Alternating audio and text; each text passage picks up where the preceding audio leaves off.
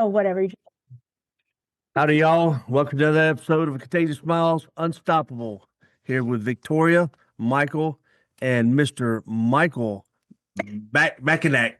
It's not, you Hey, did it right last time.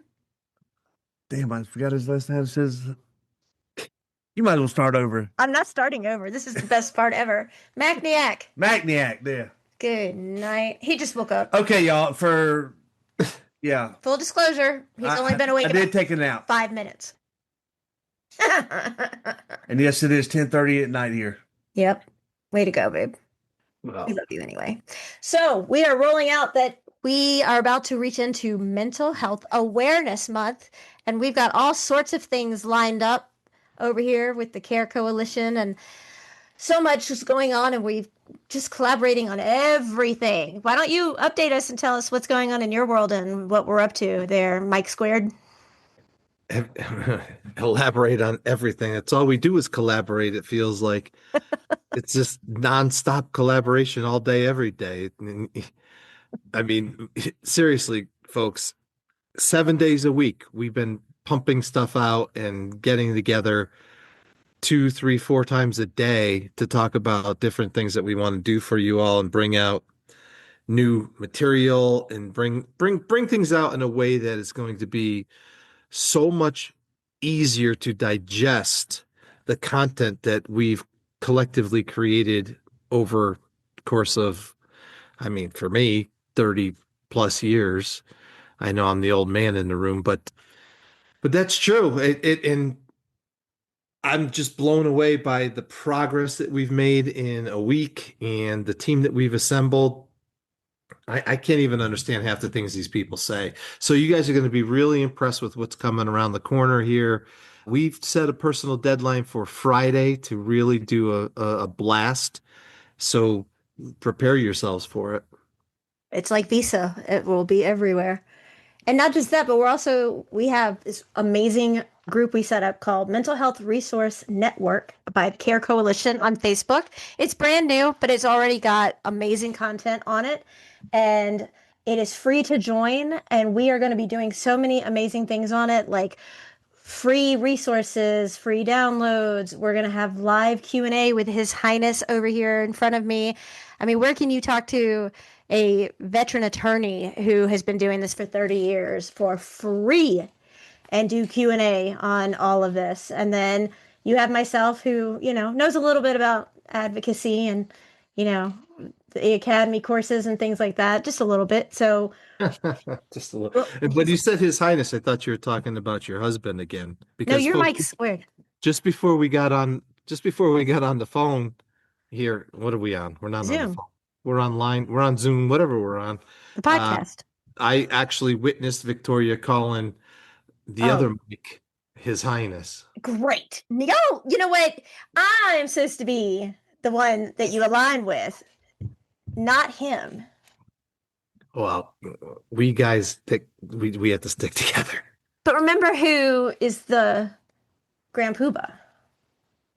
Yeah, His Highness, Mr. Oh Mike. my God. What a load of shit. This is a family broadcast. No, it's not. Not our listeners. They expect it. They absolutely expect it. And we have a podcast correlation series that will be rolling out, and it is amazing. And we're going to have all sorts of guests on it. We're going to have all sorts of resources and information that's not really commonly known, but incredibly helpful to those individuals that are going through tough times and caregivers as well. And not only that, but I have to say, Mike Squared over here has just released his podcast and it's doing really well. Well, I mean, not compared to your podcast, but for me, I'm very happy with it, and I've got a lot of friends and family reaching out that have listened to it and are giving me nothing but kudos about the first episode, which was supposed to be the first episode. Yeah, very excited about it, and I I asked I asked Victoria, what do you think? When should we roll this thing out? Next thing I know, about I don't know, an hour and a half later. By the way, you're live and you're already up to 20 downloads or something crazy like that. So, I mean, I'm very proud of it. I'm very happy with the Holding It Together kind of podcast because it gives me a chance to, I guess, talk about or vent about the things that I've been talking and venting about for my career, and getting a chance to talk to people that I really have fun talking to.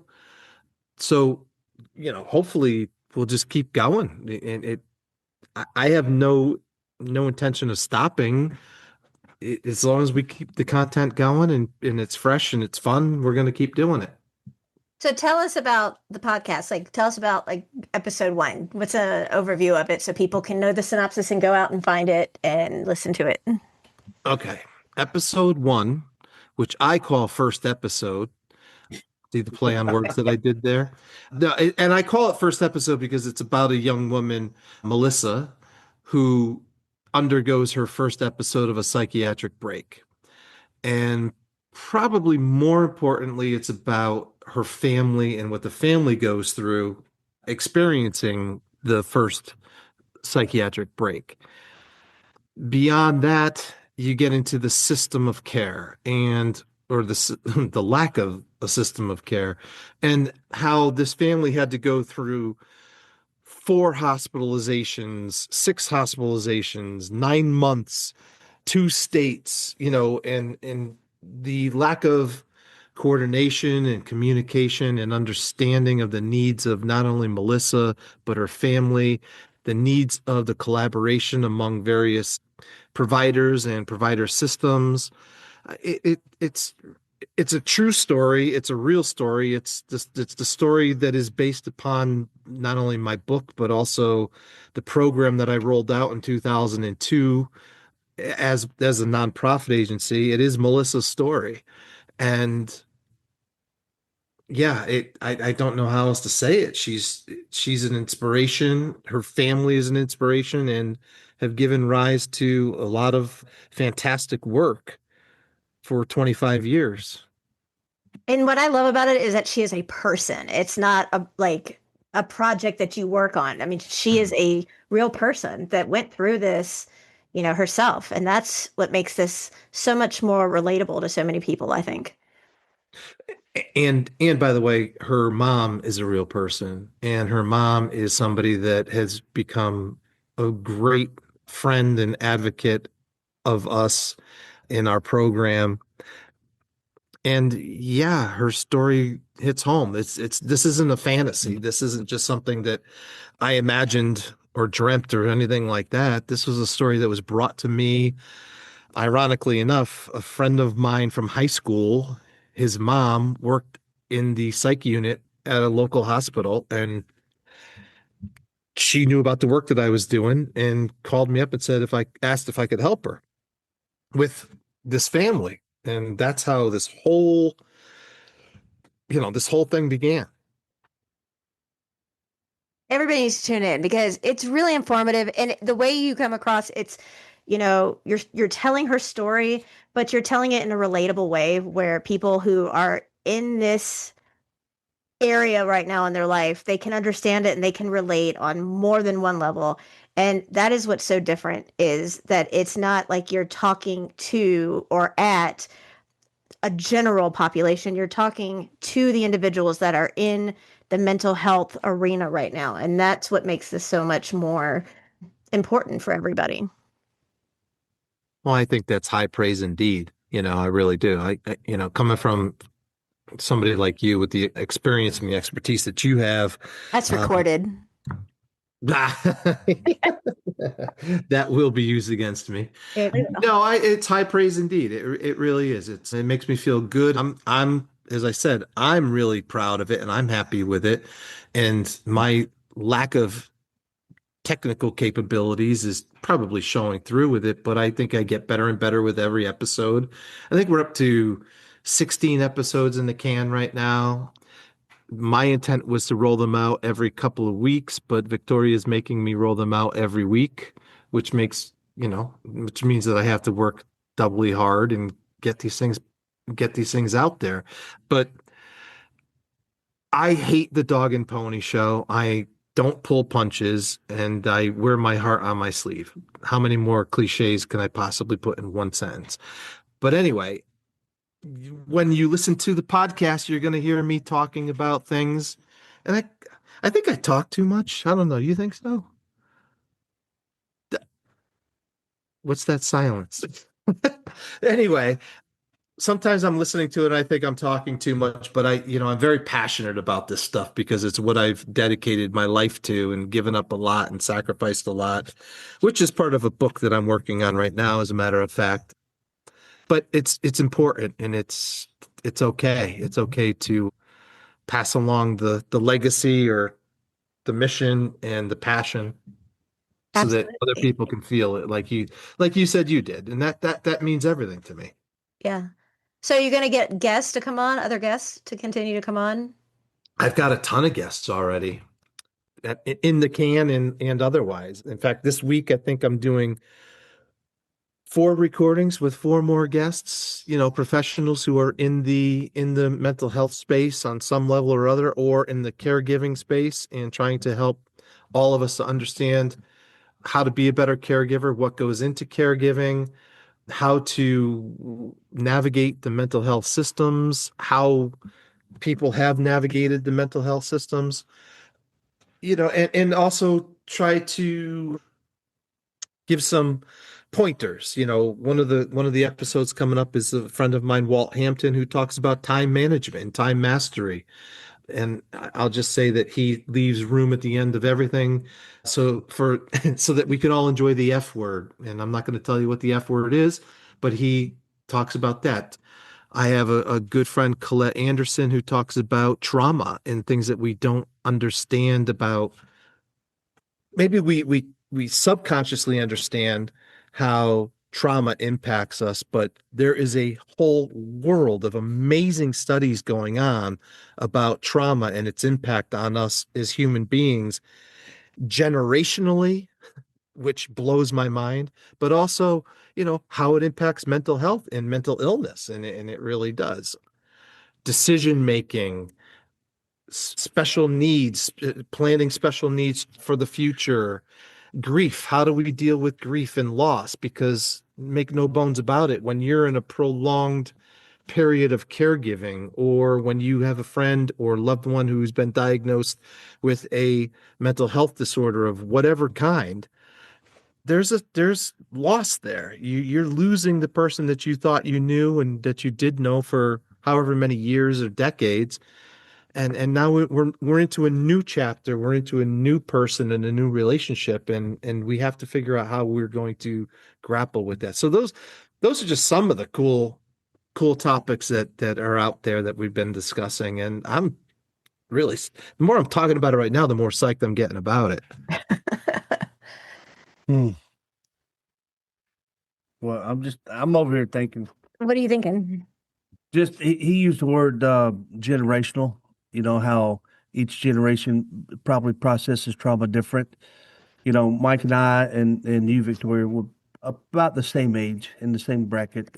Oh, no, no, no, no. Don't put me in the same boat with the two of you. No, no, no. We grew up with the good horror movies. Mark Right. been in law enforcement, and she did a lot of triage and first responder stuff. So, we've been there. We've seen the vehicle accidents where people's lost their lives, lost limbs. We've seen brain matter before. And, for us, it's it's not that big of a deal. You know, Maybe with this new generation, with the new millennials, they process it different. Maybe they're more squeamish. And so it's just, I'm interested in that part of your book there. Well, the thing that fascinates me, and we talk about it in the podcast in various episodes, is this research now that's saying that trauma, let's say a pregnant woman, right, undergoes trauma, which I know that we can all relate to here on this discussion, but that trauma can not only impact the woman, but it could also impact the fetus, the unborn baby, and up to some people say up to 5 generations hence, right? Yet to be born can be impacted by that trauma. And it's just amazing to me how the human body and brain works, and we're passing that on to our progeny, and just it's mind-boggling. It just blows my mind to think that, something that happened to me today, I'm going to pass along to my kids and their kids and their kids, and it's just astounding stuff. So, and then, I mean, I could tell you, I have a client, had a client, he passed away, but this poor guy was a little boy, and he was hiding under the bed and witnessed his father kill his mother and then shoot himself in the head. And true story, that trauma created I mean, his mind just shut off Mhm. and stopped developing, and the mental illness and everything else that came along with it. But just that impact us as human beings, and like you're saying, Mike, you have seen brain matter, you have seen these accidents. That's trauma to you. There's PTSD there from seeing the things that you've seen. I have friends, I'm from Connecticut, and the next town over from me is Newtown, which unfortunately is on the map now because of the horrible Sandy Hook shootings. And I have a lot of friends who were there in the aftermath doing the counseling, reaching out to the families, discussing with the teachers and the other administrators. I know one man who's a cop who was a first responder, and he said the worst thing he ever did in his life was going into that school. He said he'll never ever overcome it. That's just so sadly powerful. It's Sadly, incredibly powerful. yeah. Just and school shoot when we were all in school, it was like who's going to get the swing, who's getting the monkey bars. We're going to go play dodgeball. We go home before the street lights come on. And now, we never had to worry about school shootings. We never had to worry about, the things that are going on that No, the schools are. where was I? I was just talking. My daughter was just brought up. She asked me. My daughter's 13, and she brought up a topic. She's like, "Dad, this is not in her school, but in a school next nearby." She says, "Dad, am I going to have to go through these in-school drills for ICE training?" And I was like, what are you talking about? And why should you? But yeah, they're training the kids about, and yeah, it's just, we used to love a fire drill because it was a break in the middle of the day, Right. and you Or a walk out. tornado drill, or, get in the Yeah. hall. Oh, Yeah. see, where I'm from, we never had a tornado. So, but Yeah. yeah, fire drills, we had to do those like 3 or 4 times a year, and we look forward to it. And we knew when it was coming. It was, at the beginning of the year, at the end of the year, you kind of got the hint because a fire truck pulled up outside.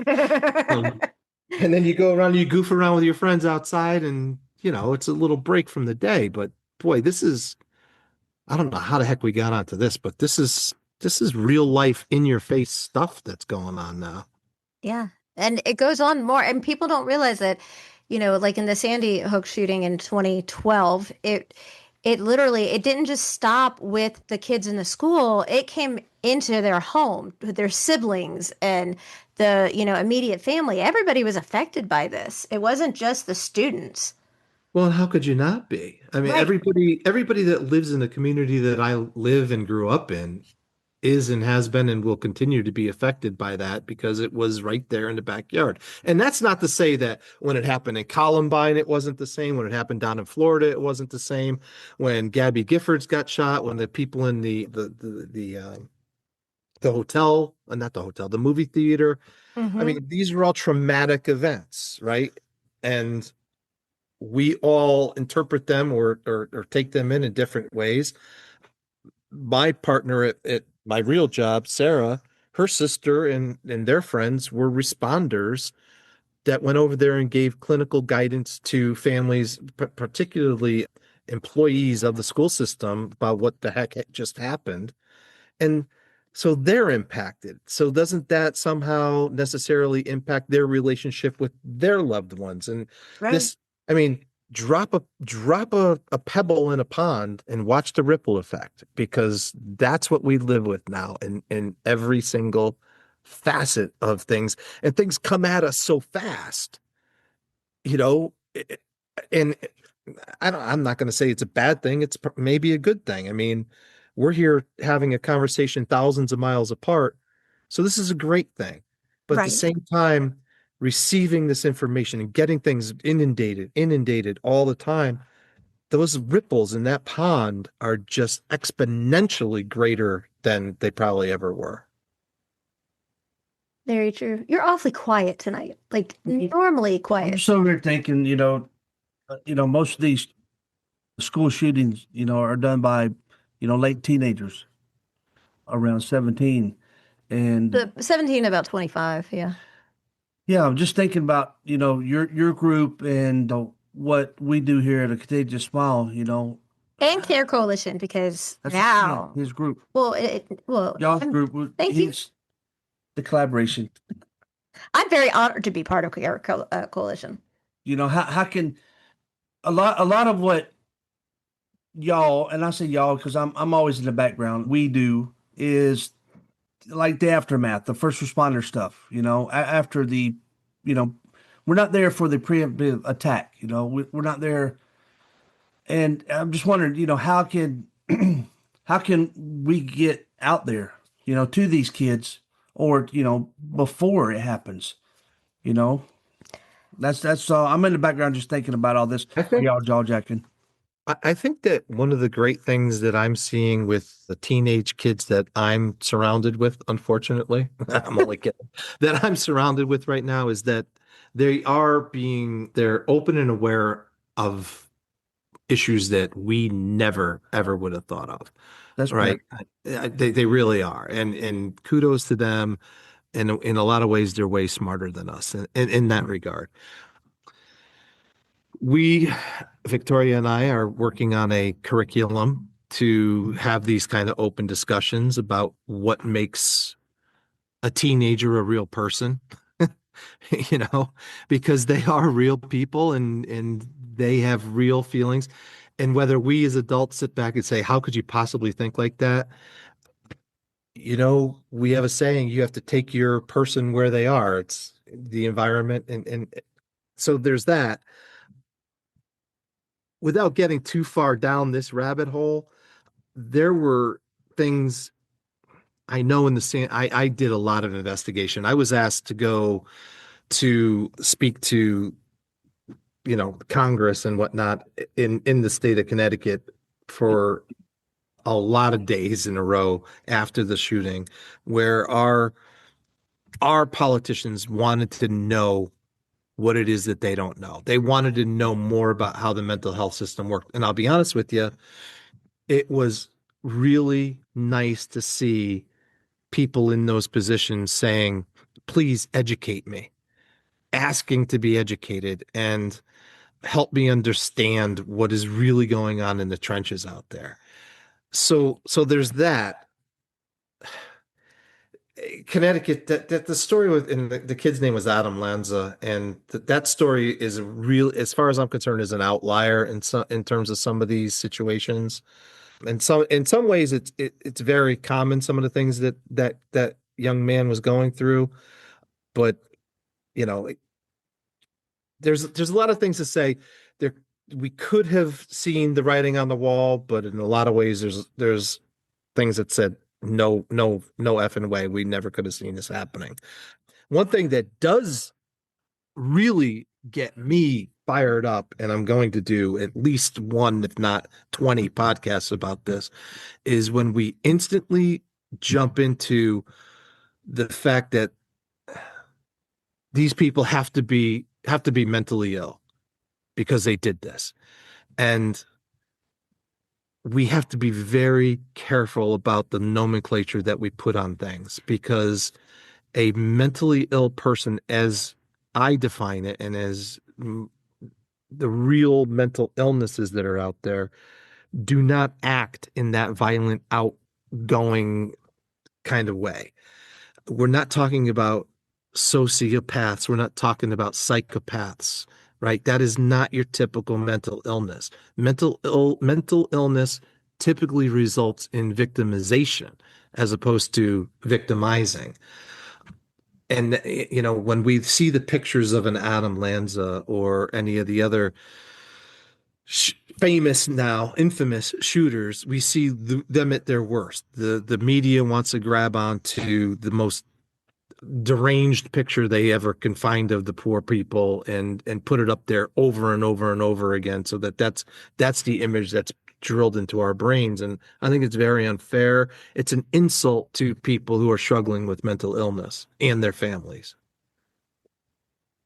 I agree. And also, I think with what you were saying is that a lot of kids, I spoke to a woman and I'm very upfront and transparent about it when I'm counseling and supporting these beautiful people. And I had a mom who wanted to come on and share a story. And I spoke with her, and she had lost her 8-year-old daughter. And she said that her daughter came home from school and she had like messages on her computer that she was being bullied. And somebody on the computer said, "You just need to go kill yourself." And she did. Right. And so she was 8. And so I sat with her and we did all of it. And afterwards, she goes, "You know what? I just can't put it out." And I said, it's gone. It's deleted. I'm not going to do it because my number one priority is their comfort. But to hear that an 8-year-old girl who is just being a kid is being Yeah. told, "Oh, go home and do everybody a favor and go kill yourself." And she did. Yeah. I mean, that is just something that's what made me create the Stucco Squad, the 11 book series, and every book has a different matter subject or subject matter where like when home is too loud or the fading color when you're losing someone and how it's not their fault. Like, like you said about the little boy who went under the bed, he's going to hold on to the mentality that he had some fault in this and that's why he stopped growing. And and the executive function, as we talked about before, in the frontal cortex of the brain doesn't stop developing until 25. And at that primitive age, it will stop. It stops at that moment and then they relive it and they relive it and then it becomes a nightmare and then everything is a trigger and then they get PTSD or CPTSD and it's an ongoing thing and then people are like, "Oh, you have the plague. Like I'm not coming near you." Like they feel like they're going to catch it. And that's not fair because nobody raises their hand and says, "I want this." And then they get bullied and then they wind up doing tragic things. I mean, how about, take it a step further back to our discussion about what our kids today are living with. There was a story just not too long ago about a young man, I think it was, who was chatting with his girlfriend Gemini. That's a joke between me and Victoria. Chatting with AI, and AI basically came to the consensus that this guy should kill himself, so he did. I mean, AI's got a lot of people scared for a lot of wrong reasons, but that's a pretty good reason to be scared right there if that's really happening. Yeah, that's very, And I don't know if it is or if that's just, urban legend or whatever, but still it's, you could see it. yeah, absolutely. So what book are you working on now? What are you working on? Well,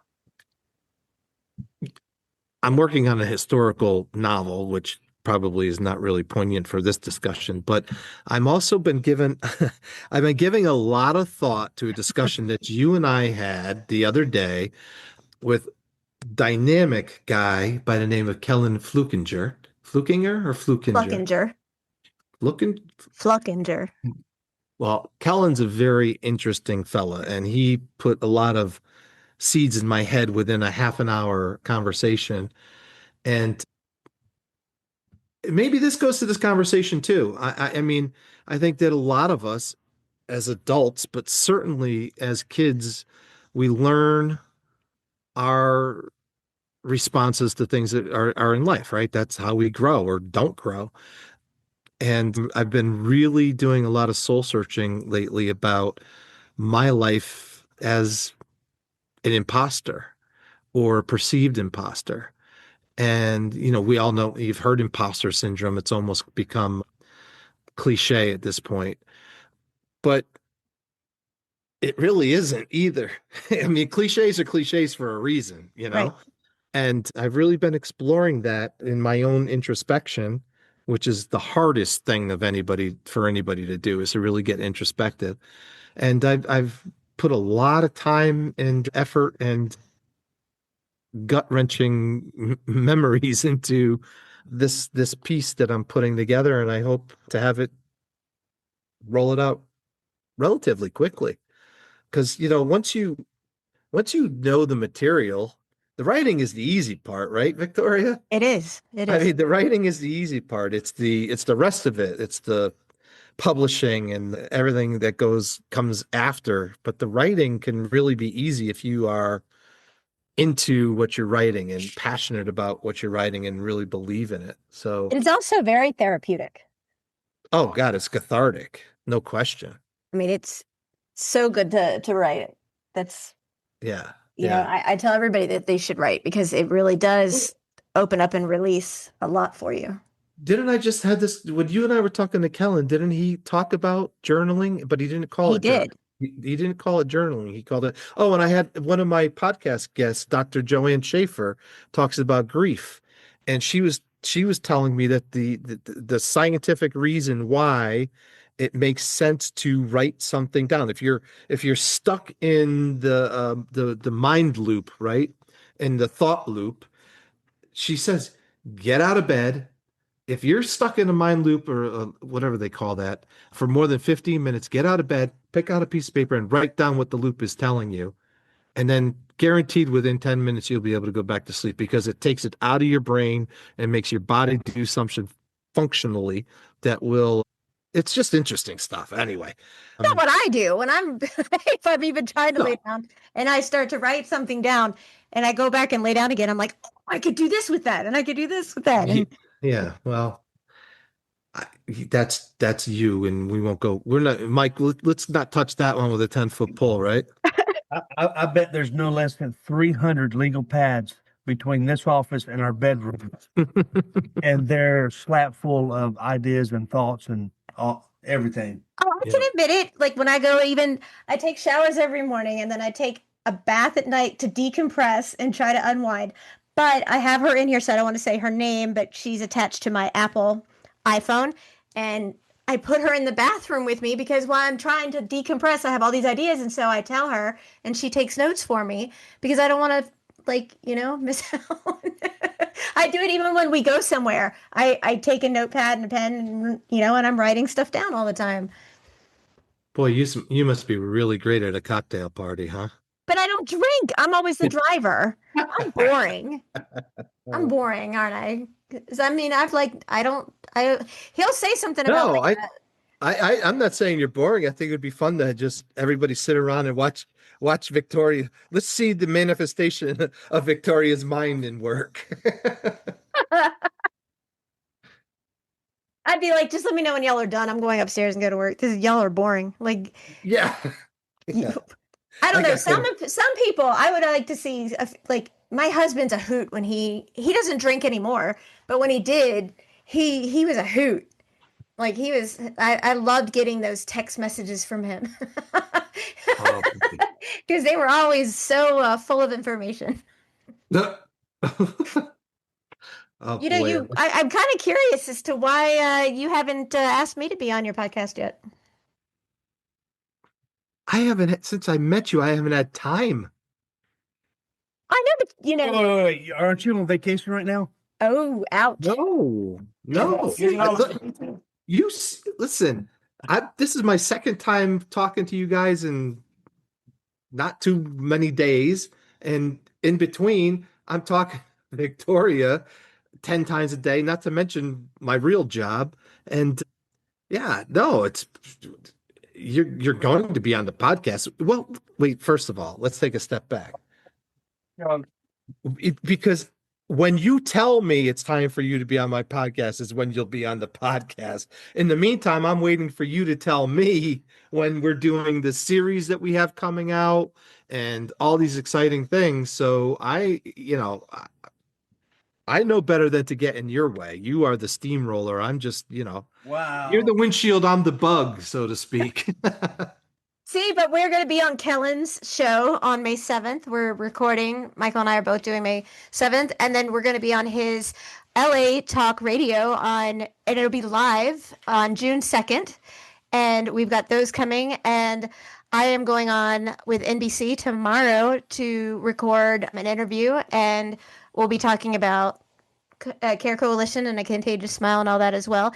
And we're going to release our podcast that we're doing together in the next week. So we got to do one. No pressure. This is We're rolling it out for May. you heard it here first, folks. Yeah, I'm gonna have our first podcast. We'll have to record it between Tuesday and Thursday. No pressure, because I will release on Friday for our rollout with social media and everything. For May 1st. For no, the 4th, but yes. Oh.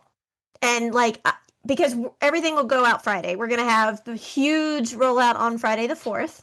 And our podcast, our joint podcast, will be one of them as well. And then, we're following up. We just got a beautiful video. I can't believe you haven't mentioned this, that Mackenzie Phillips, who I think is just an inspiration, reached out and loves what we're doing. And we're trying to get her to come on. And we've got some other stuff. What are you looking? What? Did you say May 4th? I know. May 4th is a Monday. May 1st is Friday, dear. Well, that's what I meant. First was Friday. Stay off the sauce. Sauce. Stay off the sauce during podcast. I don't do my And- only sauce is unsweet tea.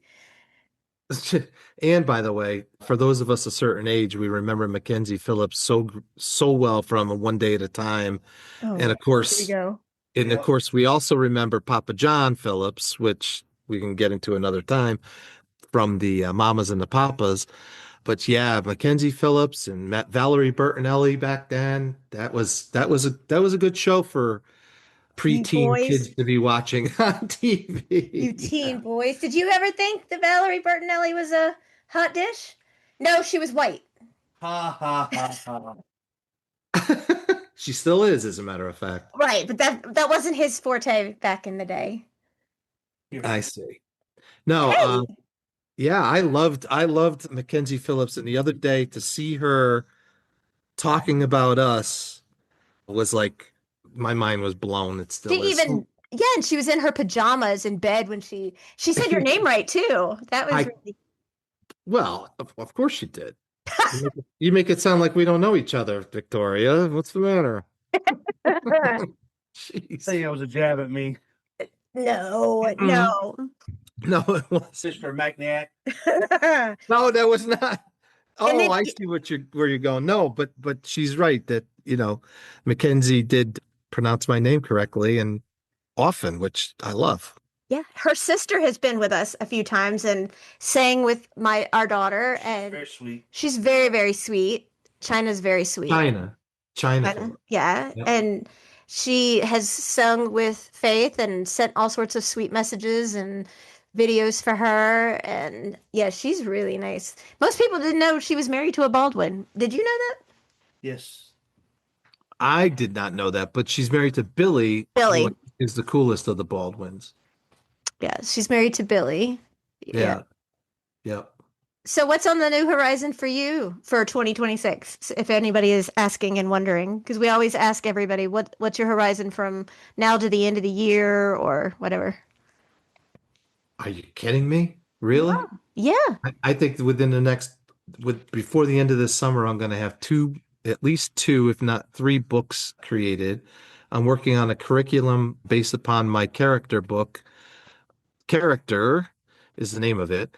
And it says, become the person that your social media friends already think you are. And I'm working on taking that book and moving it into the realm of, because it has that social media tag, I want to make sure that perhaps teenagers, high school kids can really take the lessons from it. Oh, there it is. She's got a copy. My husband and I have both read it. It's not again, it's not War and Peace, but I had a lot of fun writing that book, and I had a lot more fun with the illustrations in it and stuff like that.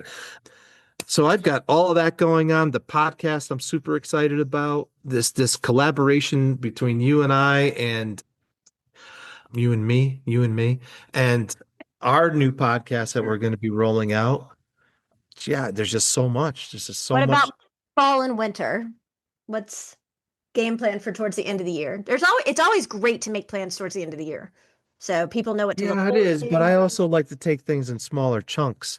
I mean, by the end of the fall, by let's say Halloween, I expect that there will be a lot of opportunities and a lot of places that you will see me and Victoria on the road and be able to come and meet and greet and talk to us about our podcasts and our own, individually. I think you'll also be able to talk to us about our collaboration in our collaborative podcast. And it's just I just so look forward to getting out there and finally shaking hands and hugging the people who are doing the work that that she and I have both been talking about for so long. I'm gonna try to not misconstrue what you just said, Mike. Well, You said you look forward to hugging those who work. And it sounded like you were trying to take my wife away from me. God, here comes the comedy part. no, I like hugging those who sleep as well. Hugging those who sleep. Good luck getting her out on the road and away from the office. Office Well, is portable. I'll do it myself. I'll be there. I will be the ambassador. I'm going to be in Arizona in October as Oh, the that's right. speaker, and I'm going to be in. So there's your vacation. That's not a vacation. You're I'm going to see the working. Grand Canyon I've already seen the Grand Canyon. while I go blow up stuff. Blow up stuff. That's really good to say on a podcast. Well, Seriously. I mean, not in the literal sense of, Tannerite and shit like that. Whatever. And then in July, I'm doing another. Oh my God. I'm curious about what's going on tomorrow. You keep dancing around telling us what's going on tomorrow. Tomorrow, I'm interviewing with NBC, I know and that's about all we get out of you. What is I the context? Why are you interviewing with NBC? because the beautiful person that I'm talking with got an Emmy with my daughter for her story. And we are talking about where we are and what we've been up to and how we can help other people that are going through things and talk about our daughter Faith has a teen talk during like the summer, and she gets all of these celebrities to come on and talk with her. And like she had Gary LaVox from Rascal Flatts. I just remember that. Like that was so super cool. He was a riot. But to be able to go in and talk about people who have special needs and caregivers of people who've, take care of special needs or have special needs themselves, and advocating for those in mental health and things of that nature, and doing our care coalition. And it's like, I don't know how to explain what I do in one day. No, that you do too much to explain in one day. No, I'm just excited to know that you're going to have a conversation, and obviously you must have had a conversation about what the conversation is going to be about. No, No, you're just going to go and that's chat. not how I roll. He's fishing. I know you Fish don't. fishing. Didn't you What? just come back from fishing? Yeah, no, I'm not fishing. I thought maybe I thought maybe there was a plan. I get a call about 10 minutes before we hit record here and said, "Hey, what are you doing? Want to hop on with us?" Okay. Hop on over here. Come on. What are you talking about? I have some What are you coffee. talking about over there? Yeah. No, I never, even when I do interviews, I'm like, it's a conversation. I don't like the style of being questioned, and But isn't that beautiful? Isn't it it is so refreshing to just be yourself. yourself and not reading? I did a podcast interview the other day, and I told the lady, I said, "Listen, I am not going to sit here and read your bio because it's going to be boring for me and boring for you and boring to everybody listening." And it goes on and on and on. Tell me what you want people to know. Tell me what makes you what's got your juices flowing right now. And if you want to tell me about your education, that's fantastic. That's wonderful. Congratulations. Kudos to you. But why are you here? Why are you so fired up and jazzed up about this right now? And it just makes it so much more human than these I'm not going to mention a name, but there's a I love history and especially historical fiction, but so I try to get it, consume as much of it as I can. And there's this one podcast that I really want to listen to. I want it to be good. but it is so damn scripted that it feels cheesy, and the editing just feels scripted. And like I said, I want to like this podcast, but I just can't because it's just too, I don't know, scripted. I don't know what other word to use. I like the flow of just talking, and you guys are the masters of just laying it out there and seeing where things go. I'll tell you, I will give you were you, sorry. What were you about to say? Nothing. That's no way. About my past. Nothing.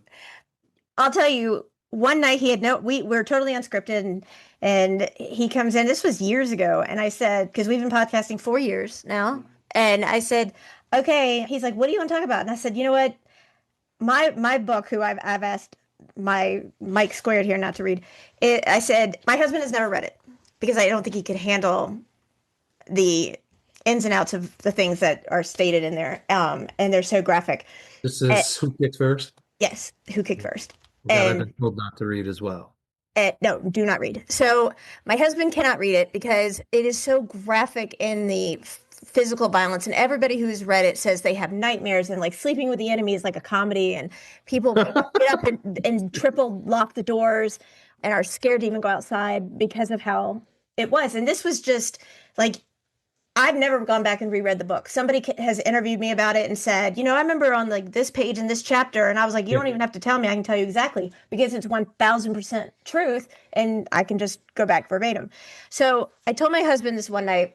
We were getting ready to start recording, and we go live, and I said, hey, you know what? This is what I want. I want you to interview me. And he's like, no. And I was like, no, come on, let's do this. I wouldn't want anyone else to do this but you.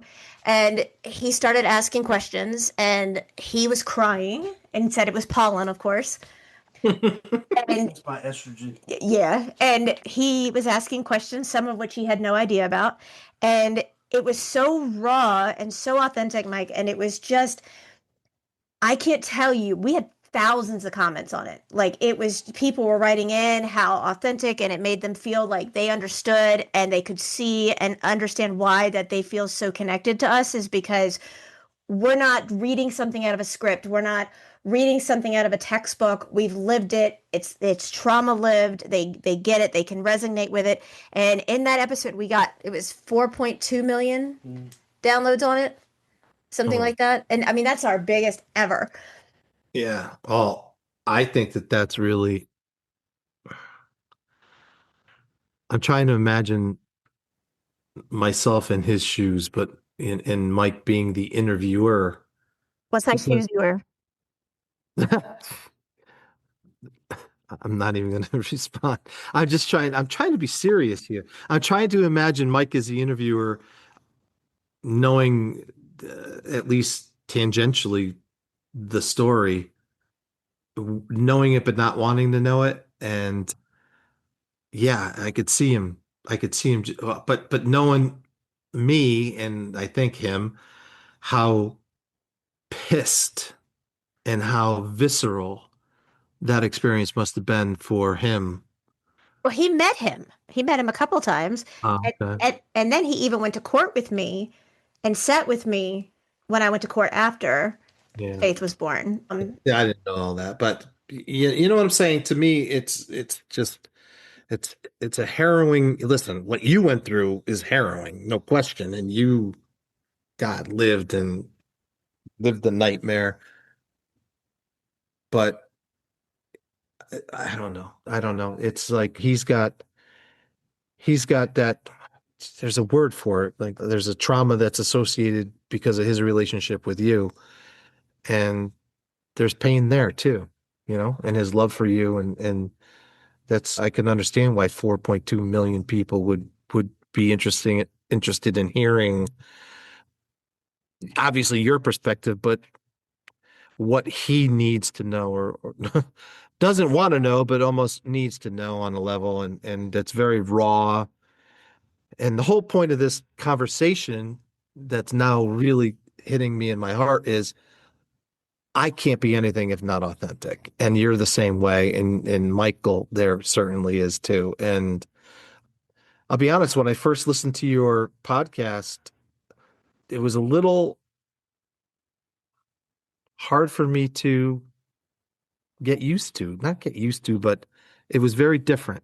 It was very different in that regard. And I've listened to a bunch of your episodes, not all of them, and I've listened to you on other people's podcasts, and it is it is raw, it is genuine. I mean, there's sometimes where like sounds like the phone is about to go dead that you're talking on, and and kudos to you. I think it brings it all home. Thank you. That's very sweet. Like it is. That's just what I want to go for. I want people to realize that if I can do it, because I always tell people it's not a competition. One hit, one kick, one punch is one too many. It's not a competition. If I can put it out there and be transparent and raw, then you can trust me to help you get through all of what you've been through from being in that environment to this moment to getting out and going from surviving to thriving. And you can, because I never thought I'd have another life. I never thought I would see him again. I mean, he was my soulmate, and I knew that before that I got with this moron. And I literally always, thought I would never see the next day. And when you're laying there thinking, I'm not going to make it to the very next day, people get to see that. And then they say, I mean, anybody can go. And I always talk about how important it is to be on a couch with a therapist and counselor. And I do that too. And I support and I do therapy for my clients. But the fact is, if you ask me, would you rather have someone help you who has been in the trenches and understands it, or someone who has read it and is certified? I have both, but I would rather be someone who can be empathetic and listen and not be like, oh, I have another patient at 4, I have another patient at 5, and then I'm going to the gym or whatever, because I want them to understand that they're not alone in this. And that's what makes everybody so successful. And that's what's going to make Care Coalition so successful, is because we're not the cookie cutter, do it this way, see you next week, pay us on the way out. You have 45 minutes and 0 seconds, get the hell out of the office. And that's Right. what makes it so different. And something that you brought up, I think you and I talked about it recently, and I know it came up in a podcast, so it's weird that it's coming up again here. But to those who are listening, you have succeeded 100% of the time because you're That's my still main here. quote. What's that? That is my quote. I say that. That's my quote. You Google it and it'll come up as mine. It is not. Yes, babe. Have my back, please. You have a 100% success rate to this. You have survived. You have survived 100% of your worst days.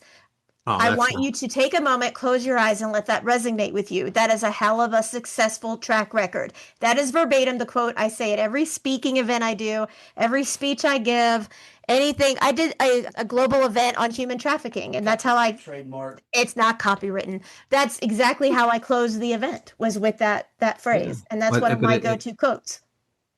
I didn't even know that. So that's See? just, but that's So here's a slightly different. He can vary it. I'll share. well, no, I mean it's not mine either. I heard it from somebody else, and somebody else probably, it's like probably from Socrates or one of those old theologians. But the point being that, you're here, you've overcome a lot of crap. And for you to overcome a lot of crap, you have 100% success rate because you're still here and we're still talking, you're still listening. That's the theme. That's what Victoria's quote is. That's what my paraphrase of whoever I heard it from is. And we say we're saying the same thing in different ways, but it all means the same. It does. I know, but my husband needs to wrap it up because it's Mike's bedtime. This is very late for him. Oof, you're kidding me. It's killing me here. All right, y'all. I reckon that's it. Thank y'all for listening to the Contagious Smile podcast with Mike Mackniak, Mr. Wow. Mackniak, Victoria, the ever sexy Victor over here, Whatever. and yours truly. My redneck. Mm-hmm.